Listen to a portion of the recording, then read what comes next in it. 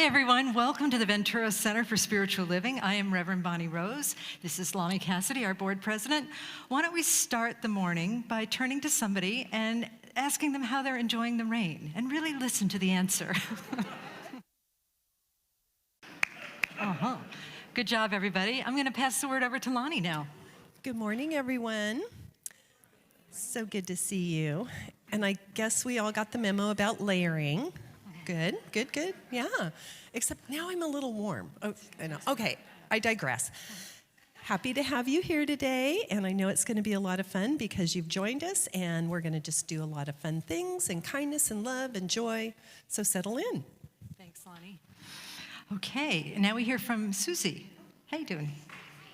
Good. Oh, I love a step. Good morning. I'm Susie Thatcher, Director of Youth and Family, and I brought us a book to share with you this morning. It is the book written by Amanda Gorman that we shared with the youth last Sunday. It has to do with hope. So while I'm reading, think about what is hope, because sometimes it can be quite tricky to define, to visualize, and I would like to share something someday written by Amanda Gorman with you this morning. Do you know the book? Okay, yeah, but we know her, right? Inaugural address, poetry, beauty, beautiful soul. Now, you are told that this is not a problem, but you are sure that something is wrong. You are told that this cannot be fixed, but you know that you can help. You're told that this is too big for you, but you've seen the tiniest things make a huge difference.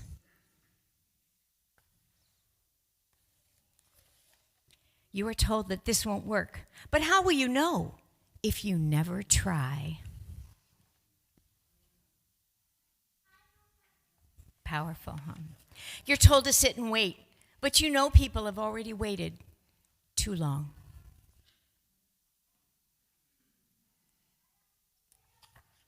You're told that what's going on is very, very sad. But you're not just sad. You're scared. You're confused. And you're angry. Such human emotions. Aren't we so human? And maybe, just maybe, a little hopeful.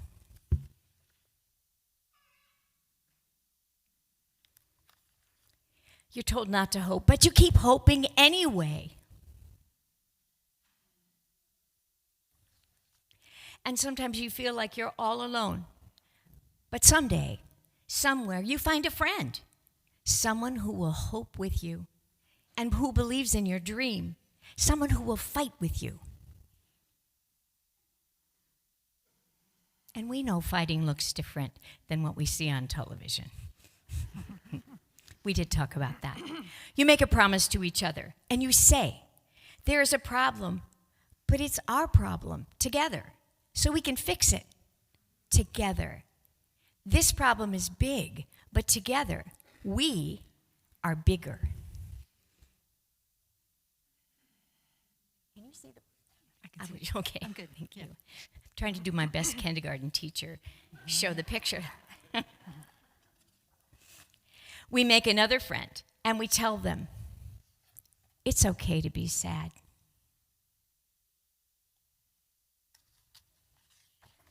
And they tell you, sometimes we'll lose, but that's all right. We'll just try again. And so you do, together, working, together, beginning, over and over and over and over.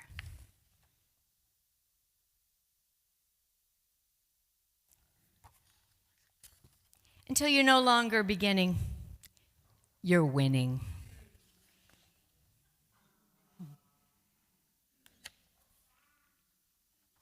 Suddenly, there's something you're sure is right, something you know you helped fix, something small that changed, something big, something that worked, something that makes you feel hopeful, happy, and loved.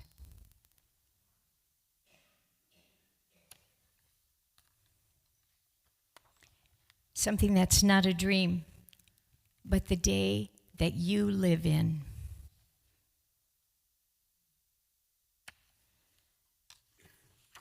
Something that makes you smile as you tell someone else.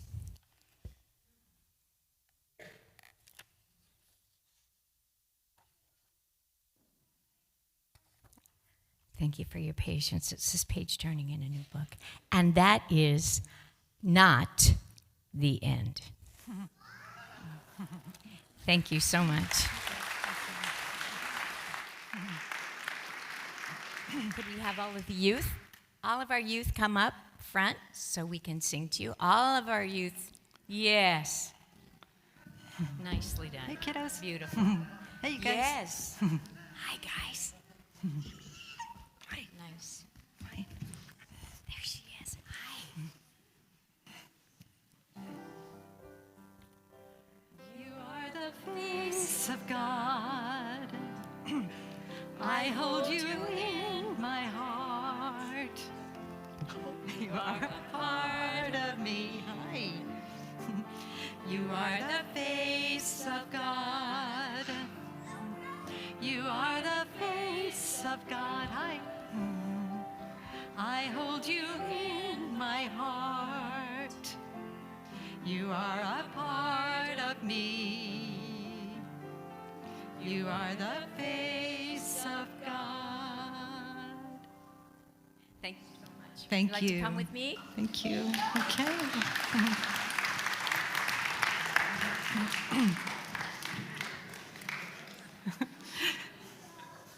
So cute. All right. Thanks, everybody. And then, where's Peter? Peter? There you go. Hi, Peter. So Peter will give us the invocation, prayer. So I invite the practitioners and the reverends, ministers to stand up. And I invite all of us to just close our eyes. Take a breath in. Release that.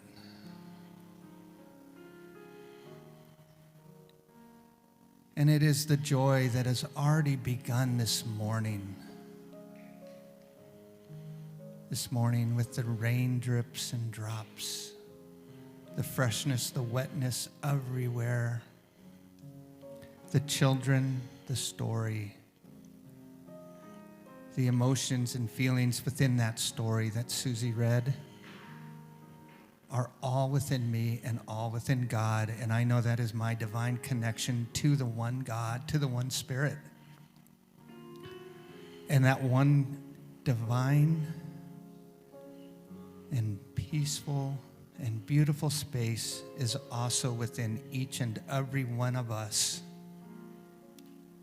divinely connecting us in infinite and majestic ways. I feel right here and now the abundance of love, the abundance of God, the abundance of peace, the abundance of hope, the abundance of a new beginning, of something new emerging.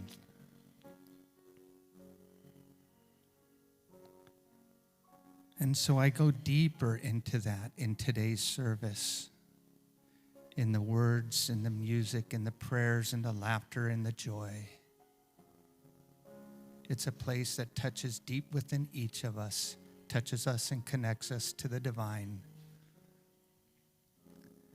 And it is from there that with love and gratitude, we are at peace and we are at one. And with a grateful heart, I release this prayer into the law, and so it is. And so it is. Amen. Thank you.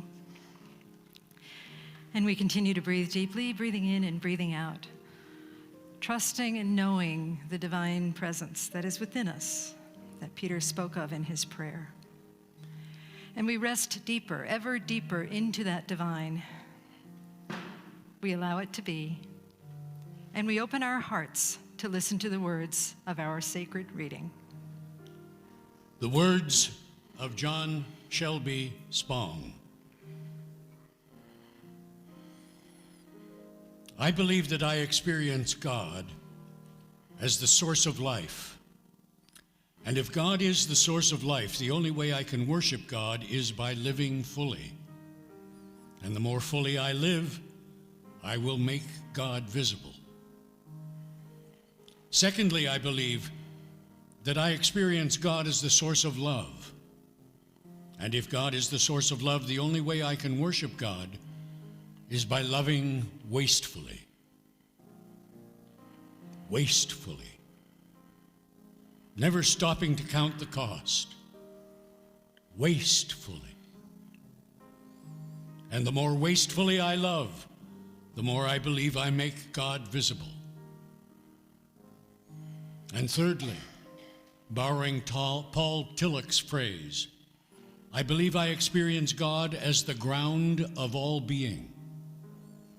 And if God is the ground of all being, then the only way I can worship God is by having the courage to be everything I am capable of being.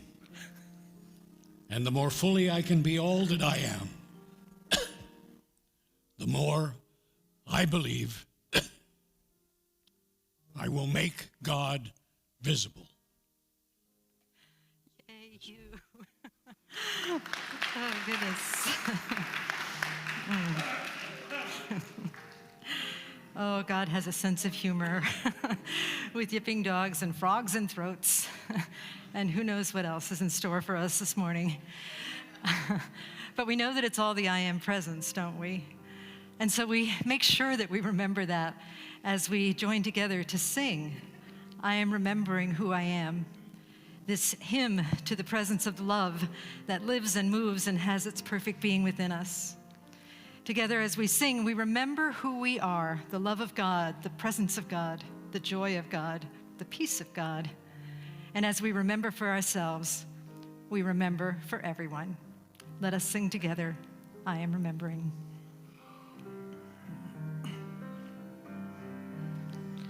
I am remembering who I am. I am remembering who I am.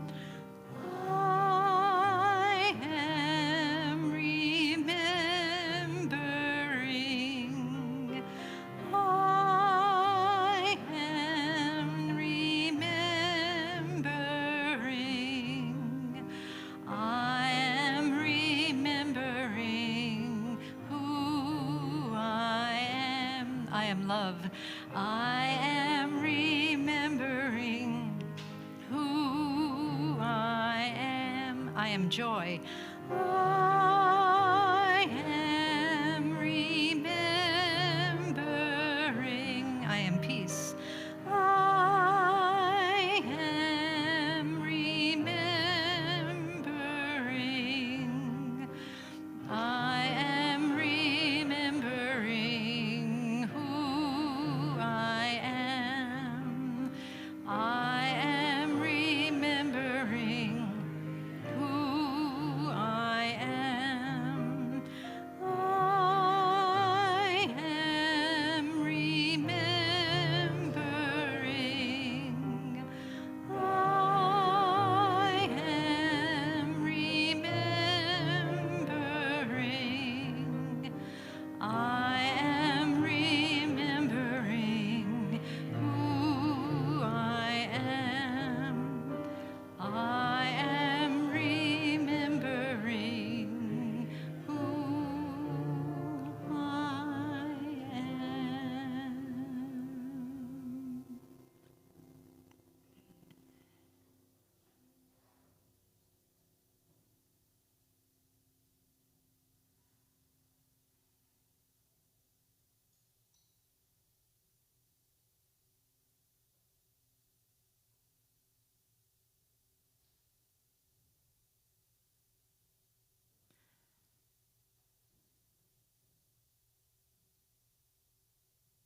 In the center of beloved love, we rest and remember.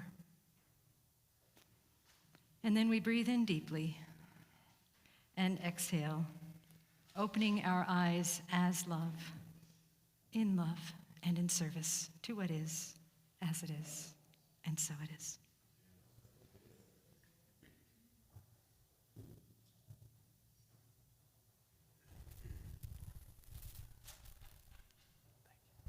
Good morning. Hey, the mic's working. Isn't that great?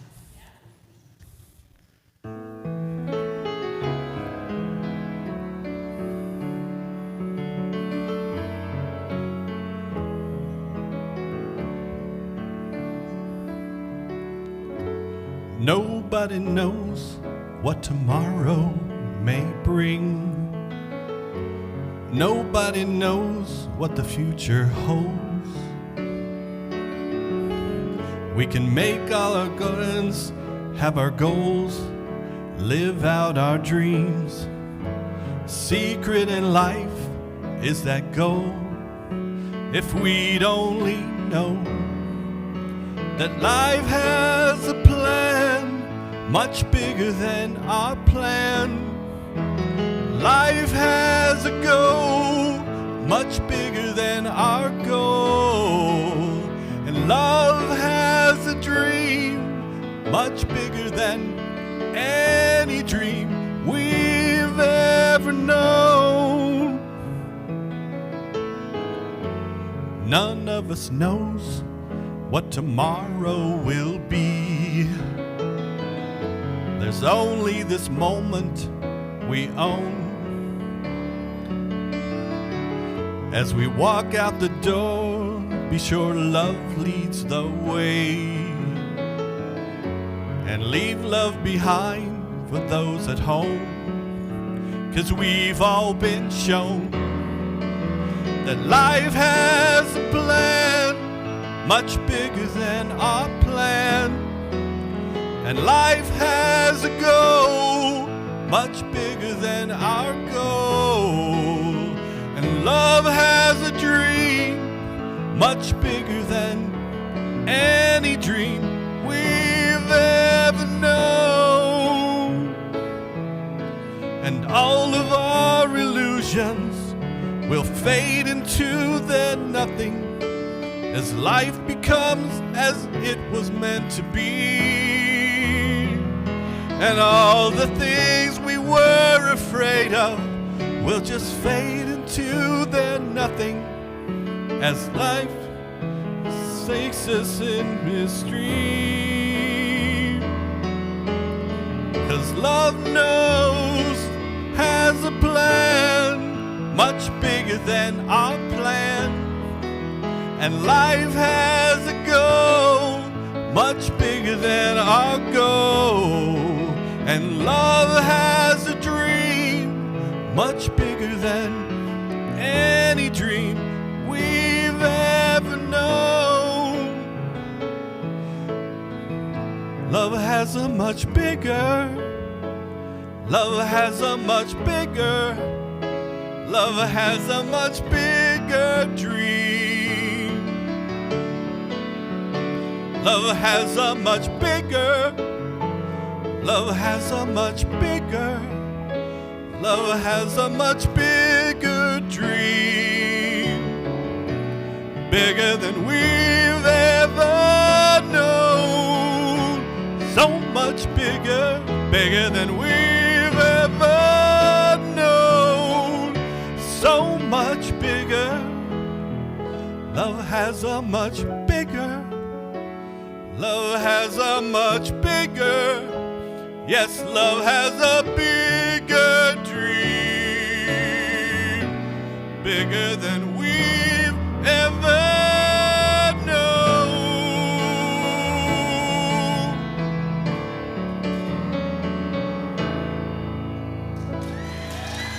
Thank you.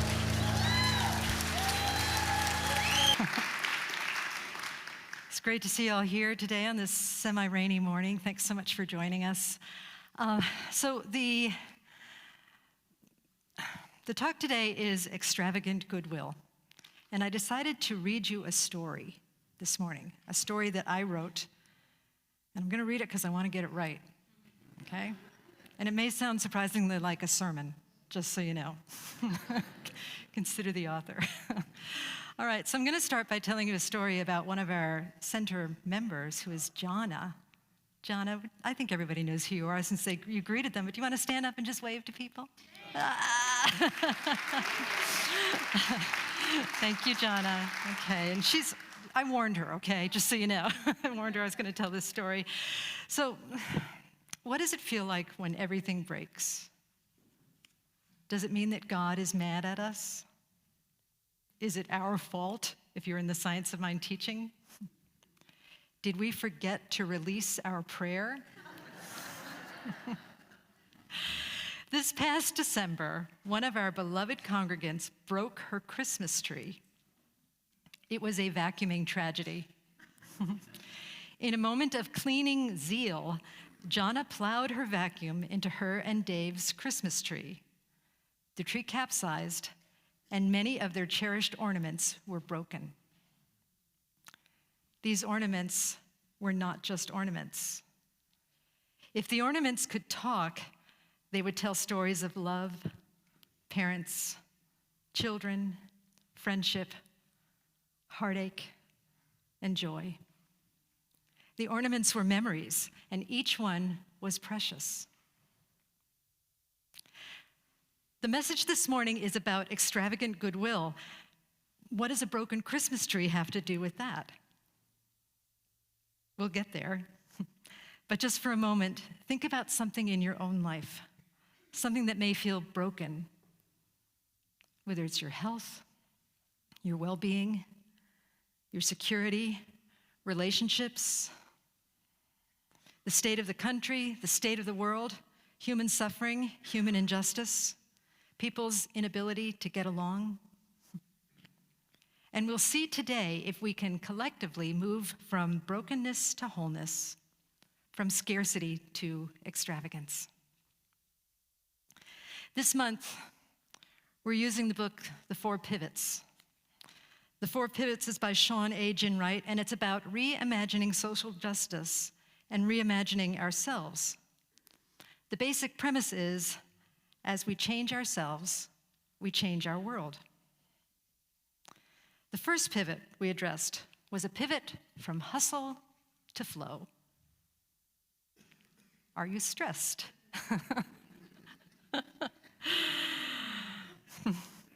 If we're going to do the important work of social or self-change, we need to actively court practices of rest and refueling. Now, y'all, I spoke about that 2 weeks ago. Who has mastered this so far? So, show of hands, please. Good job. Okay. The next pivot we studied invites us to move from problem to possibility. I would think that the caterpillar in the first chrysalis might think that's a problem, don't you? But there's a greater possibility waiting to be born. We are problem lovers, though, who confuse identifying the problem with solving the problem. In fact, we identify with the problem, and we think that the problem is who we are. We take root in our problem consciousness, and in so doing, we cut ourselves off from the fullness of a life of possibility. Anyone here mastered that pivot? Okay. Yeah. Show of hands? No? Okay. So I've been working with these two principles over the past several weeks and trying to seek a connection between the two of them. One pivot, moving from hustle to flow, points to a belief in a lack of time. The other pivot addresses a lack of possibility or creative solutions. And the common denominator here, the underlying principle, is scarcity. Who here is familiar with scarcity? Right? If you live with a cat, you get probably a daily lecture on scarcity, right? Or a dog, right? Scarcity is a common plague in the human race. The fear that we do not have enough, the fear that we are not enough fuels greed, inappropriate power, oppression, selfishness, an excessive need for approval. We have been known to measure our worth by the number of likes we get on social media. The world, or our perception of the world, is quick to exploit our belief in scarcity. we constantly hear messages of insufficiency. We could run out of what we need, and our problems are bigger than God's insufficiency. If we think of the pandemic that happened just a short time ago, we see much evidence of the perception of scarcity.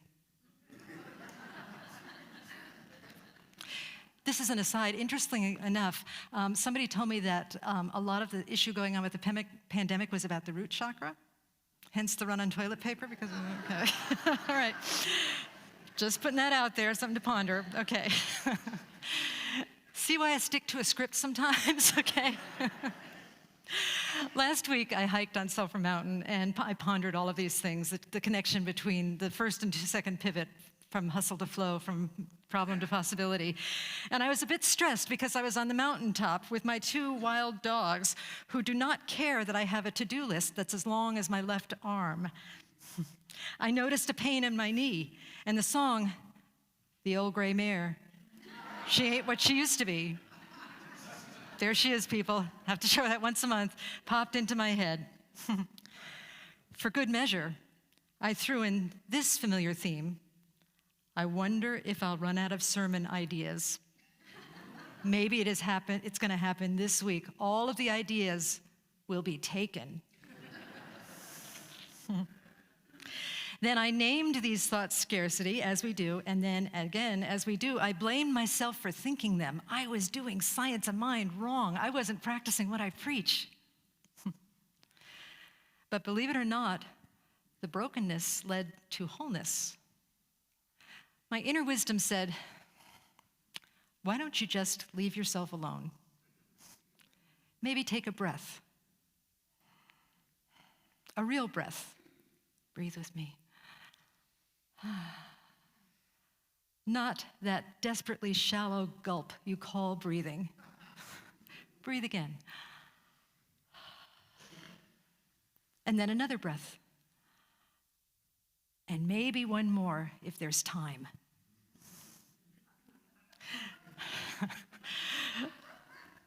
So I did. I stopped and I breathed. And then, as I breathed, the word extravagance came into my mind.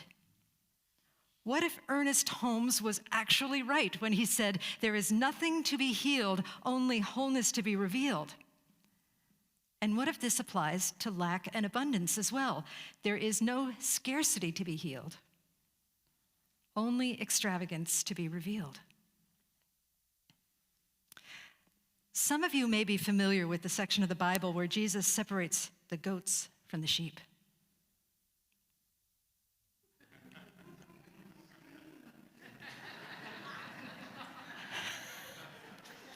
That's on our ramp Christmas Eve. It's the animals were getting ready for their close-up. Okay. According to the story, the sheep are good and the goats are bad.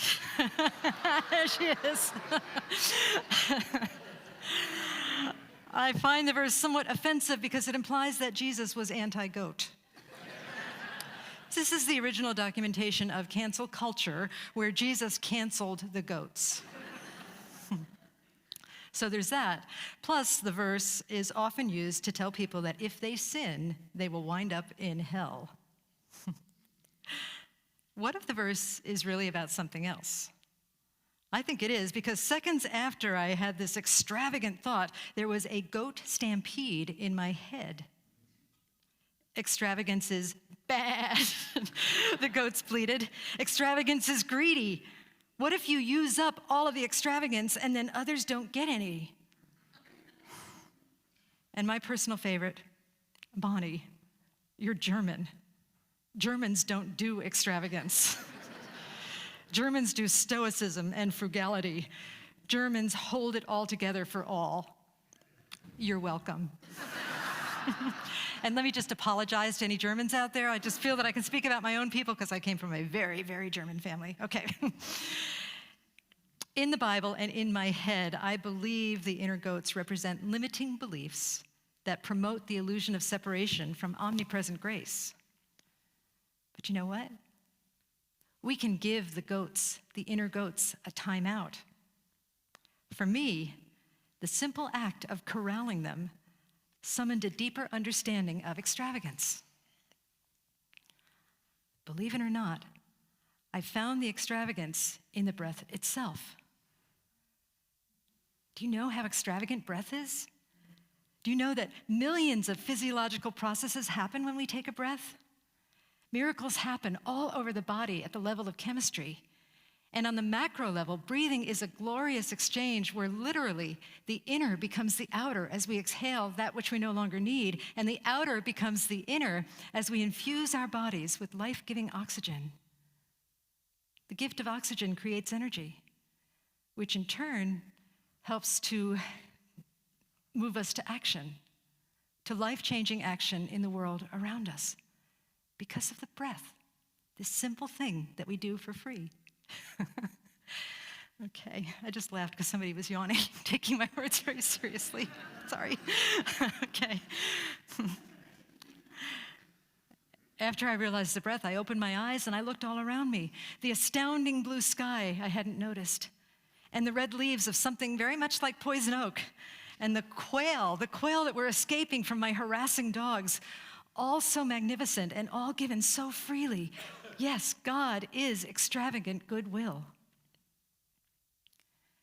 Is this extravagant goodwill available no matter what? I say yes. I say yes, because if God is anywhere, then God is everywhere. And if extravagant goodwill is anywhere, then extravagance is everywhere. Even in seemingly broken circumstances, the potential for extravagance exists. We get to summon it. And even this is God's goodwill, because when we seek and find something, when we discover something, it is far more meaningful that way. The joy of discovery is why we wrap birthday presents. It's why we like puzzles and mysteries. It's fun to be surprised by grace, the eternal givingness of spirit, which is what Ernest Holmes called it. So, how will we discover this omnipresent grace, especially when it seems like it eludes us? Dr. Irwin J. Yalom writes that healing occurs in relationships, in the space between us. This implies that all of our relationships are proving grounds for extravagant goodwill. Notice I said all of our relationships. Life is a relationship, and everyone and everything has something to teach us. Remember what I just said about the sheep and the goats? It's an allegory about our limiting beliefs and how that prevents us from the experience of heaven on earth. This verse appears in a larger context. The story in Matthew where Jesus says, "For I was hungry and you gave me something to eat. I was thirsty and you gave me something to drink. I was a stranger and you invited me in. I needed clothes and you clothed me. I was sick and you looked after me. I was in prison and you came to visit me." The disciples say, "What?"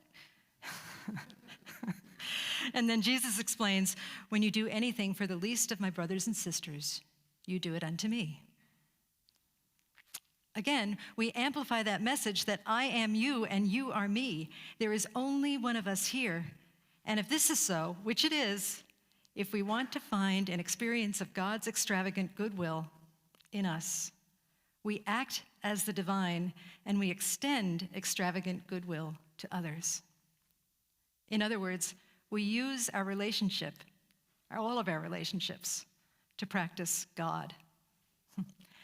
This may be clumsy at first. It may feel like we're not accomplishing much, but it cannot fail. Why can't it fail?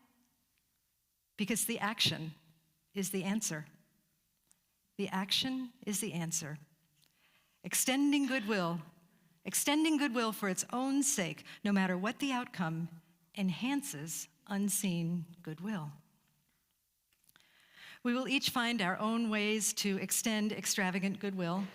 But again, because I'm German, I'm going to give us a few suggestions. And these are only suggestions, things we can try or reject on our own time.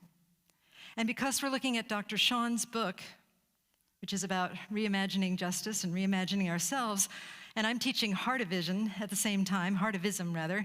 These practices will be in the context of healing ourselves and healing our world through our relationships. So some ways to practice extravagant goodwill in relationships. And these are adapted from the columnist and author David Brooks, whose most recent book is How to Know a Person. Okay, these are some ways to practice extravagance in our relationships. One is extravagant attention. Treat attention as an on-off switch, not a dimmer. If you're going to be there, be all the way there or not at all. In other words, when we choose to be with someone, whether it's someone in our family, an acquaintance, a stranger, or other, see if we can be fully present. When the temptation for distraction arises, breathe.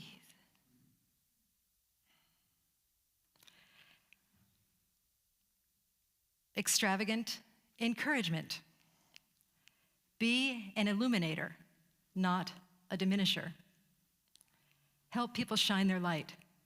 When in conversations with others, illustrate the goodness of what they say and who they are.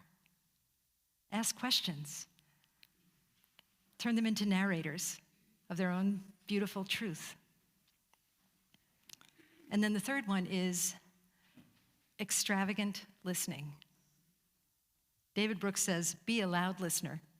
He talks about how he has a friend who used to, when he was a child, attend a charismatic Christian church. And when David will say something, this friend will be like, yes, yes, yes, hallelujah, amen, right?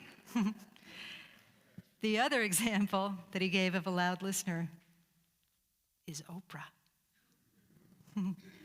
He marveled at how Oprah can be so present with someone, and when they're expressing something beautiful and wonderful, something that they love, she's so like, yeah, oh, great, wonderful, yeah, And even when she's quiet, she's a loud listener, because when they're expressing something that is tragic or sad, they are so present.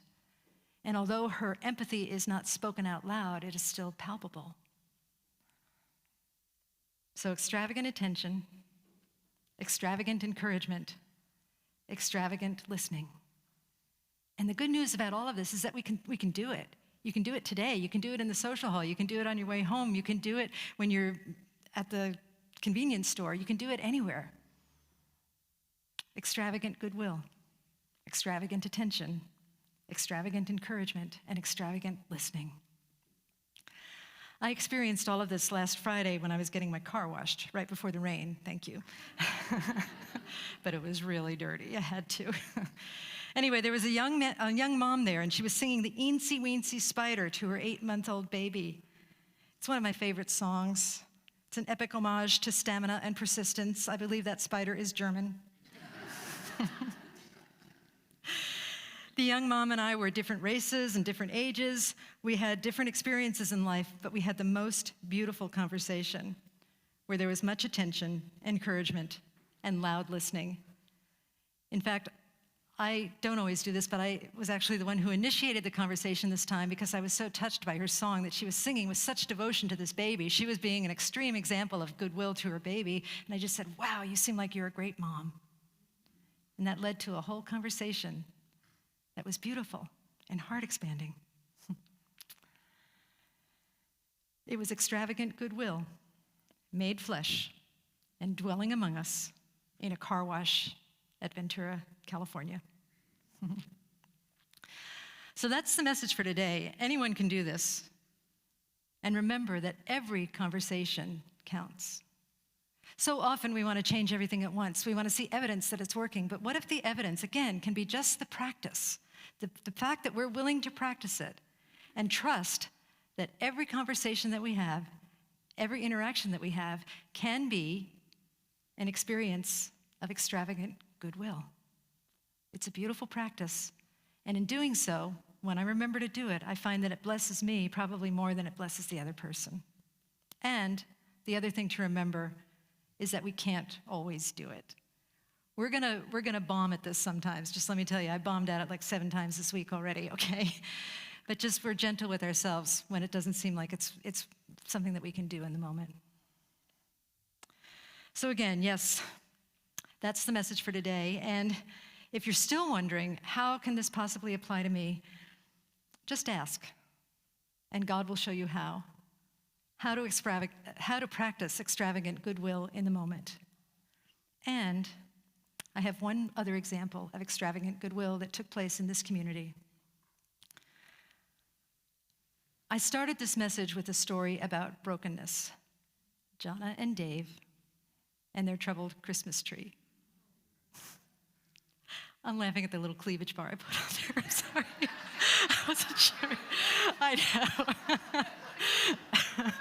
I do that with my dog's pictures too, like when they're lying on their back, I put little bars. Anyway, sorry.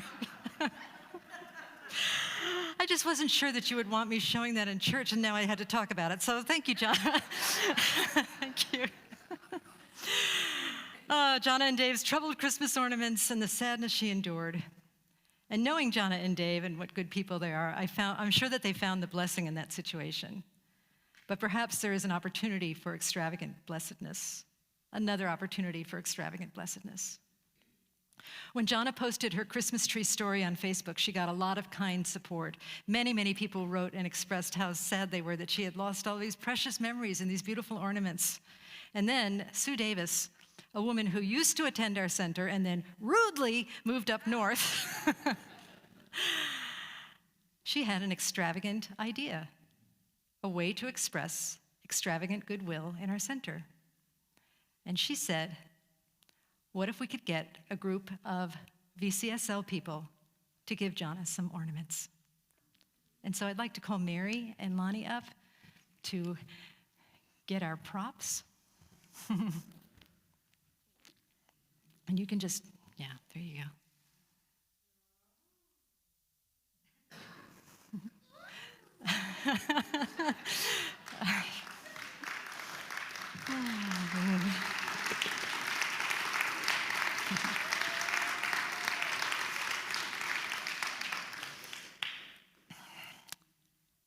And so here we are. Jonna, a bunch of us would like to practice extravagant goodwill. We thank you for giving us the opportunity. We want to contribute to your future Christmas trees. We know the symbol of many precious memories were broken in that alleged fall from extravagance and grace. But we also know that the world is a paradox. Down can be up, and falling can be arising. And although you can break the symbols of memories, you can't break memories. You make memories, new memories from all of us, to remind you of how much you are loved, who you are, and what a blessing you are. We love you, Jonna. Let's give her a round of applause.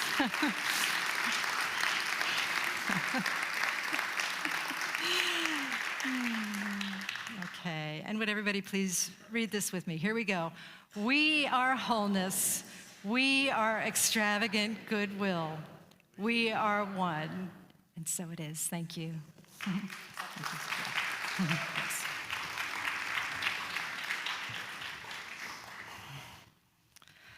All right, y'all.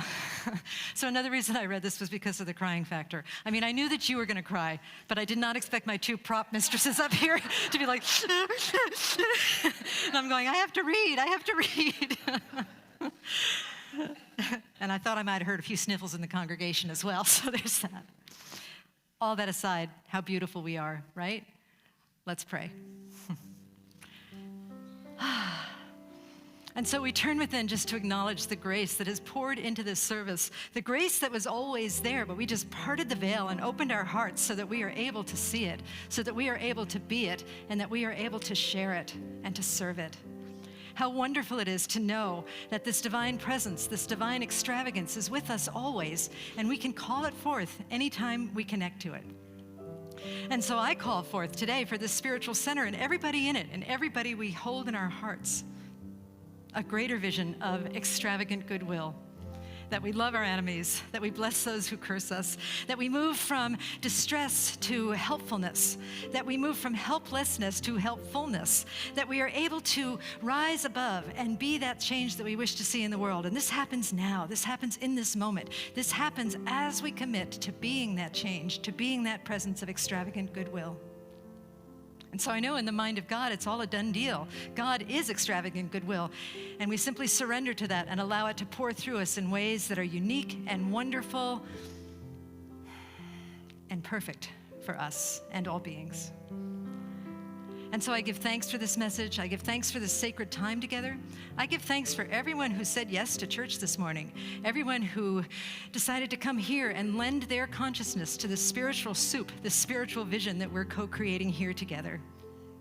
I give thanks for transformation, and I give thanks for God and this teaching. I bless Science of Mind. I bless all churches, synagogues, temples, I bless this teaching. I bless all teachings everywhere, churches, synagogues, temples, mosques, ashrams, gurdwaras, fundamentalists, atheists, agnostics. And with a heart that is so filled with blessedness, I breathe in, experience the extravagance of breath, and then let it go as I release this word to the mystery of divine love. And together we say, and so it is. Namaste.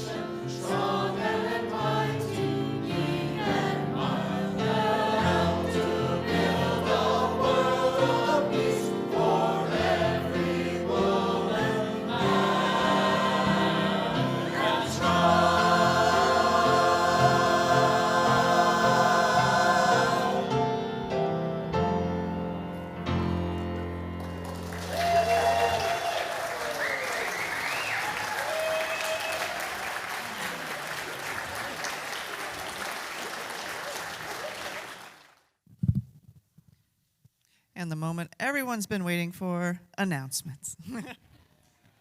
Thank you, choir. That was beautiful. It's really great.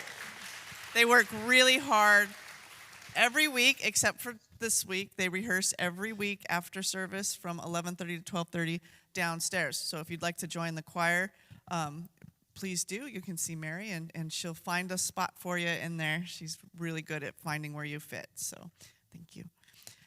All right. Everything I say is going to be on our website, www.venturacsl.org. So if you missed something or didn't hear something, then go there. It's there. Or if you're here and you want to talk to somebody about what I'm talking about, there's the concierge desk, which is in the hospitality right behind here, underneath the window that looks kind of like that. And today, Linda Drevsted's going to be there. She's manning the table, so she'll be able to answer any of your questions. Other people that can answer your questions, we have different colored stoles. So people in white stoles, we'll talk about them a little bit later. But there's some people wearing teal stoles. Today we've got Mark and Kim, and they are our ambassadors. So anytime you see someone in a teal stole, they're our ambassadors, and they love to talk to people. So so go up and talk to them, ask them hard questions like, when was the building built? Mark knows. He knows. He's also one of our archivists, so he knows all sorts of fun history facts. So talk to an ambassador. They love to talk to people, and they love to be welcoming. So give them the opportunity to do that. So we have several classes coming up in February. The first one is, Are You a Light Leader? And this is going to be on Zoom every day, Monday through Friday, February 5th through the 9th. This is facilitated by Reverend Susan Burrell. And the little catchphrase is, learn to lead from your heart with compassion and kindness and see the future through eyes of love and hope. This is priceless pricing. Susan Burrell is here today, so there's her picture there. So see if you can find her in the social hall, and she can tell you all about her upcoming workshop. The next workshop is Victim to Victory. It's a workshop on February 10th. That's a Saturday. It is facilitated by Bill and Gail Matthews. Gail is back there with the beautiful blonde bun. Unleash your inner strength. Join our empowering workshop, Victim to Victory. Transform your inner dialogue from negative to positive by discovering the power within. And that one is also priceless pricing. And then we have So this is so fun. We have one that's Monday through Friday on Zoom every morning, and then we have a workshop that's on Saturday, and then the next class, which is going to be Linda's class, is going to meet once a week for 5 weeks. It's an accredited class. It's called Mental Equivalence. It starts February 19th from 6:30 to 8:30 p.m. in person in the social hall behind here, and this is a 5-week journey that opens the vault, the how-to for tangible manifestation of what you really want in your life. And this one's also priceless pricing. So we have a lot coming up in February. Just a quick announcement. Year-end statements have been emailed. So if you donated last year and you're looking for your year-end statement, they were emailed. If you didn't get one, please let me know. You can either email me at the office at venturacsl.org, or just come find me. I'll put you on the list. But if you didn't get one, let me know. If you have anything that needs to be updated, if there's something wrong, I can update that, especially for next year, so you don't just keep getting the same mistake over and over. But just let me know, and we'll get everything sorted. Let's see. We already talked about concierge. No choir rehearsal today because they get a break because, they just left it all up here on the stage. So today for hospitality is we have a special cake because today is our founder, Ernest Holmes. He's right there in the hat. It's his birthday today, so we got a cake. So we don't always have cake, but today we have a cake for Ernest Holmes' birthday. Yay, Ernie! Yay! Any excuse for chocolate cake, really. But, and there's coffee and tea and hot chocolate and veggies and all sorts of stuff in the social hall. We also have a bookstore back there if you're new, and the bookstore has the book of the month and all sorts of other books for sale. So If you're here and you would like to have a prayer, that's where the people with the white stoles come in. That, you know how the teal stoles like to talk to people? The people in the white stoles love to pray with people. So we're going to have some practitioners up here that would love to do 1-minute miracles with you. So if you have any event in your life that you think you might like some prayer on, it can be something hard, something fun, whatever. We pray for everything. So talk to one of the practitioners up here, and they would love to pray with you. And I think, if you're on Facebook, please share the live stream. If you're enjoying this, it's fun to just share what you've been doing with your friends and get the word out there. And I think that's it. I always like to tell everybody that you can also share in real life, like when you're talking to people at the car wash and they're like, wow, you just have such a beautiful glow about you. You can be like, yeah, I go to church on Sunday. Bonnie's not out there alone, right? Get the word out there. There's kind of this thing in our movement. We have other churches that are centers for spiritual living, and I always hear, we're the best kept secret. And it's like, so why are you keeping it a secret? Get out there and tell folks. Not proselytizing, not shoulding, but sharing. So, I don't know. I think there's a talk in there somewhere. I think Bonnie should do it. Anyway. Thank you for being here. I'm going to pray us out, and then I just know everybody's going to rush back there real quick for coffee and cake. So I know I'm going to wrap this up so we can get to the fun part with the cake. So taking that deep breath in.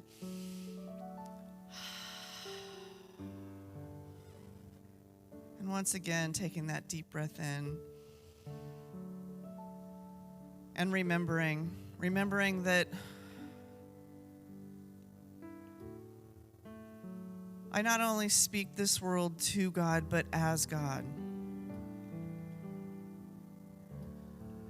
Because God is all there is in everything as everything.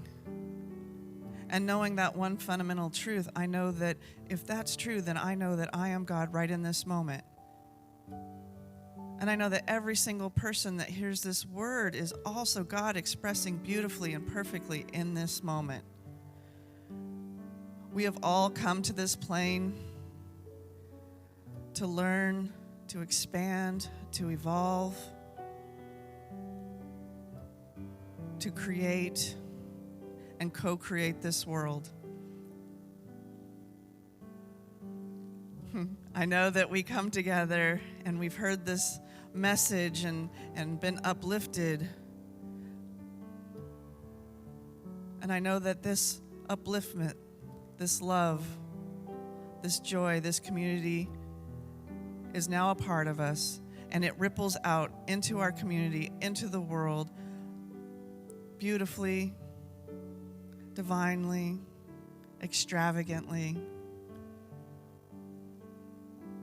wonderfully. And with this heart opened with love, this heart shining, I am grateful to know this truth, grateful for this moment, grateful for every single one of you that said yes to church, grateful to every single one of you that said yes to watching on Facebook or YouTube or wherever you hear this word. I am grateful for you, and I'm grateful for God in this moment. And I release this word into the universal law, and together we say, and so it is.